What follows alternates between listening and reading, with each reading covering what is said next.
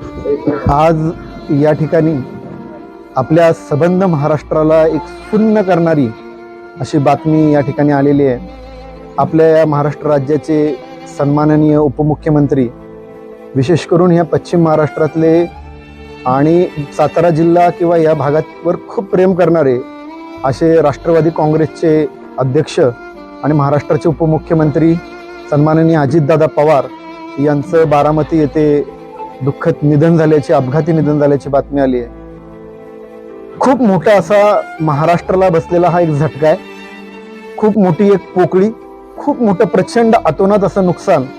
कारण गेल्या एक 50 वर्षाचा जर आलेख बघितला महाराष्ट्राचा, तर हे नाव सर्व क्षेत्रामध्ये अगदी ठळक अक्षरामध्ये उठून दिसेल असं मोठं कॉन्ट्रीब्युशन, एक असा हुरहुरणारी नेता ज्याची प्रशासनावर पकड आहे, जो युवकांना आपलंसं करतो, जो ग्रामीण भागातल्या प्रश्नांची जाण आहे, ते प्रश्न मजबूतीनं सोडवण्याची चुणूक आहे आणि त्यांचा बहुआयामी व्यक्तिमत्व, सर्व क्षेत्रातल्या सर्व लोकांशी संबंध असलेला, त्याचं ज्ञान असलेला आणि अशा पद्धतीचं त्यांचं जाणं ही एक अपरिमित हानी महाराष्ट्राची या ठिकाणी आज झालेली आहे।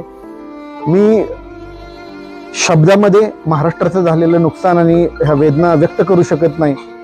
मी आज या ठिकाणी भारतीय जनता पक्षाच्या वतीनं मी या ठिकाणी आज निवडणूक लढवत असल्यामुळे ह्या भागाच्या वतीनं, तसेच मी संबंधित असलेली सह्याद्री सहकारी बँक, सह्याद्री परिवार, तसेच सर्व माझे कुटुंबीय यांच्या वतीनं या ठिकाणी दिवंगत आत्म्यास श्रद्धांजली अर्पण करतोय आणि परमेश्वराला प्रार्थना करतो की दादांना त्यांनी चिरशांती द्यावं। ओम शांती, ओम शांती, ओम शांती।